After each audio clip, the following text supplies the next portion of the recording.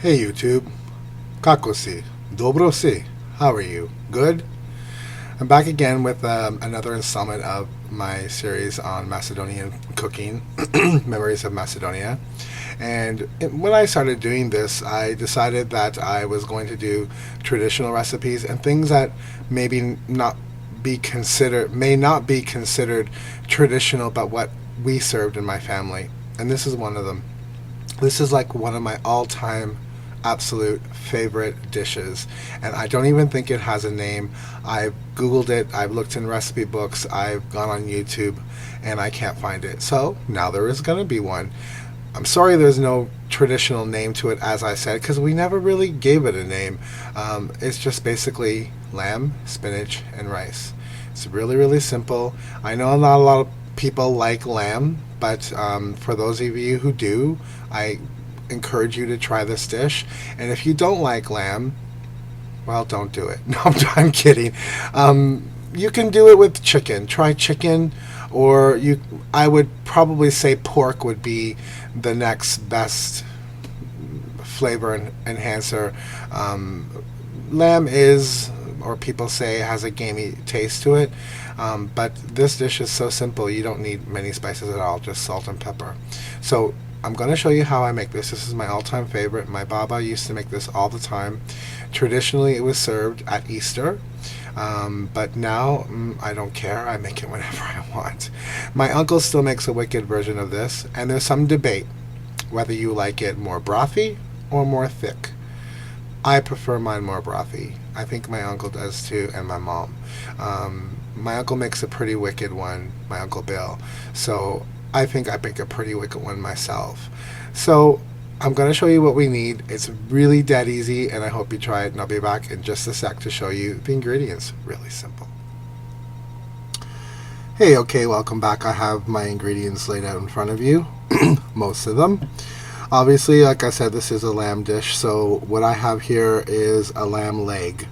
The great thing about this dish was originally it was a rustic dish with using leftovers, scraps. So if you find lamb on sale, any cut will do. You can make this dish. And the other great thing about this dish is that you don't have to chop and cut. You just throw everything in the pot. Once it's cooked, I'll let you know what you do from there. I have 1 1/3 cup of parboiled rice. You can use long grain, pepper, coarse sea salt, and of course spinach. Now this is a huge clamshell of spinach. It was baby spinach, by the way, so you don't this is all pre-washed and everything. It looks like a lot of spinach. It is a lot of spinach, but this shrinks down to like near to nothing. So I would recommend that you get at least 2 bags of spinach, or a big clamshell container like this. This is 454 grams of spinach, and proud to say it is a product of Canada. It's from Quebec. Our French-speaking friends over in Quebec. Merci beaucoup. And that's it. It's so simple. So I'm going to come back and show you what you need to do, and we'll get it going.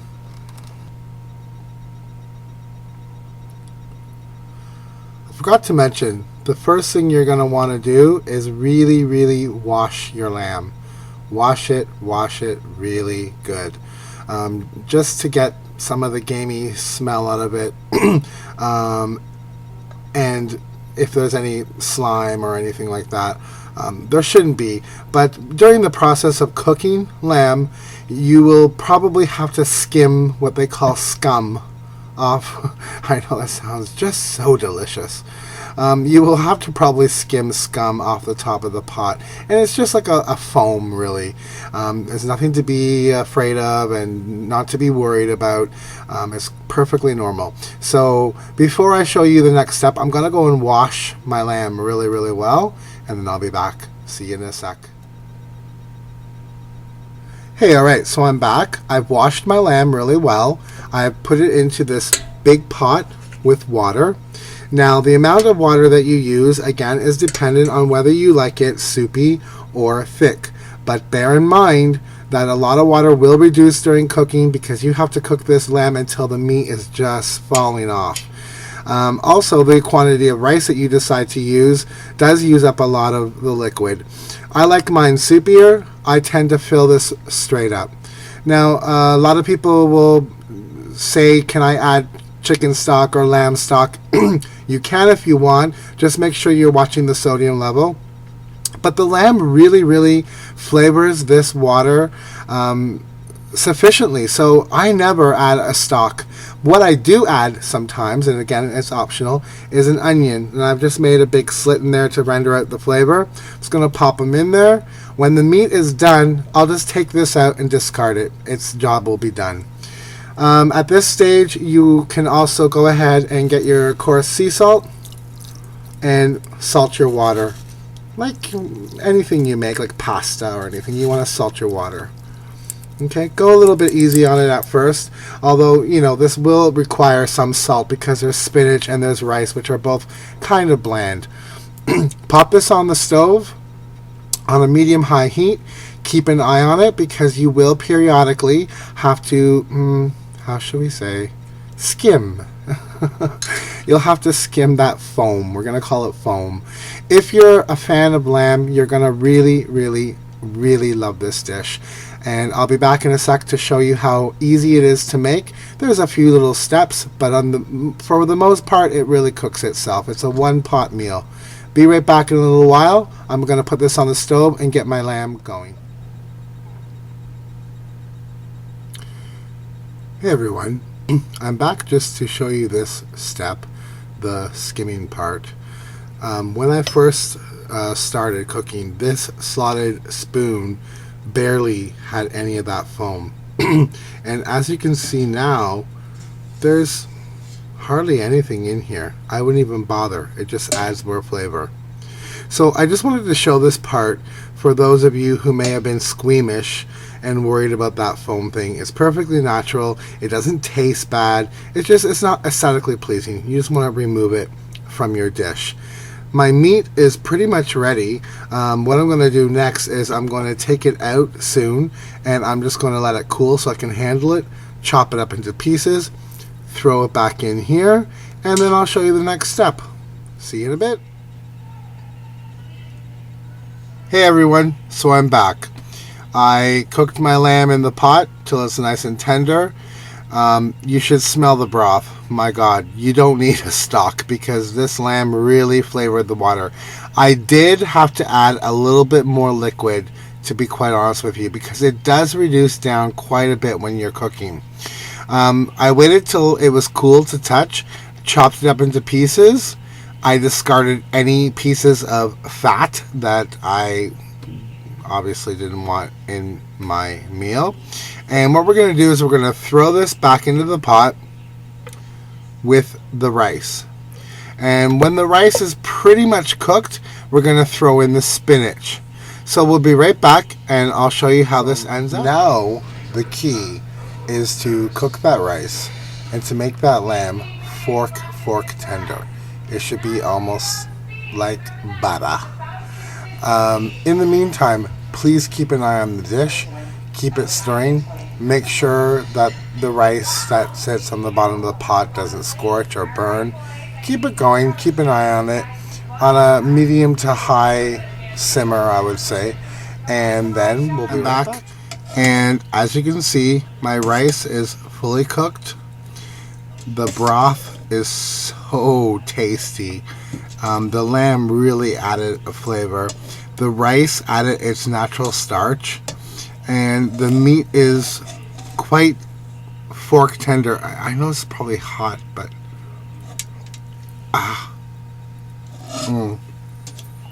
really, really tender. I did taste it, and I can tell you that it just melts in your mouth. I did add salt and pepper. I seasoned it when I added the rice. So now, sorry for the noise, all there's left to do is to add the spinach. Now, if you remember, I had that huge thing of spinach. But spinach, like I said, wilts and it goes down really quickly. So I'm going to start adding handfuls right up to the top. And you can see already that it's gonna shrink down, and I'm almost, believe it or not, done with this container.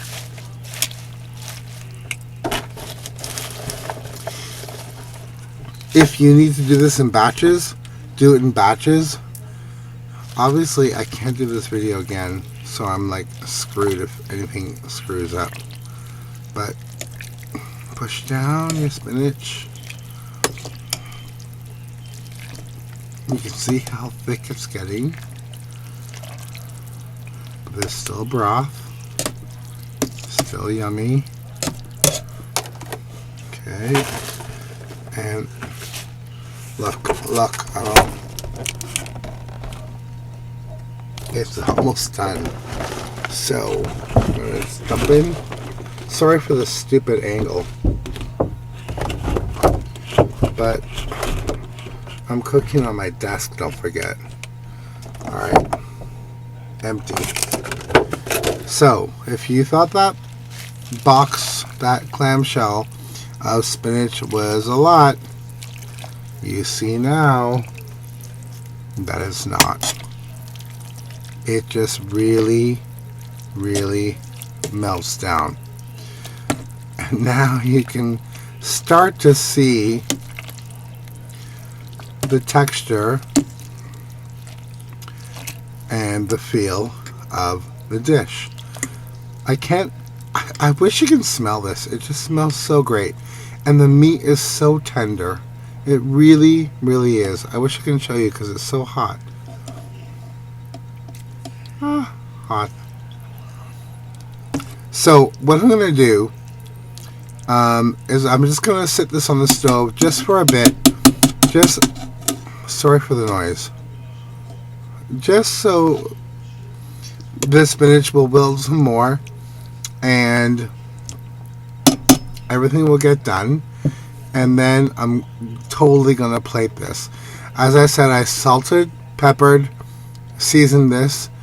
And that's it. That's really it. We're just going to let this simmer down and meld everything together with the spinach. At this point, I just want to say thank you to my grandmother, my Baba, because she is the inspiration behind all of this. And I love her. She is now passed. And whenever I eat this, it reminds me of her and in her kitchen. So next time you see me, we're going to plate this up for my Baba. Hey everyone, so this is the end result. As you can see, I left it brothy as I said I would. The broth has taken on the color of the spinach. As most things like this, it's probably better the next day. The meat is so fork tender, and there's loads of rice and spinach, as you can see.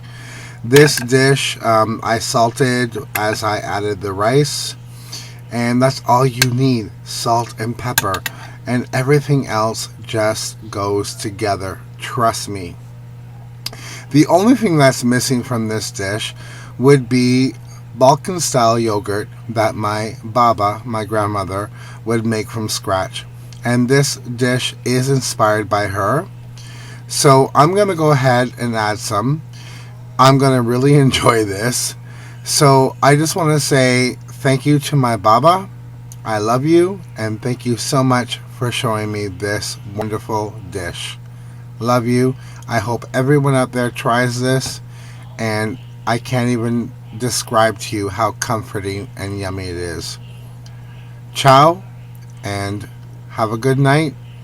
Baba, I'm really going to enjoy this. You're dancing up in heaven.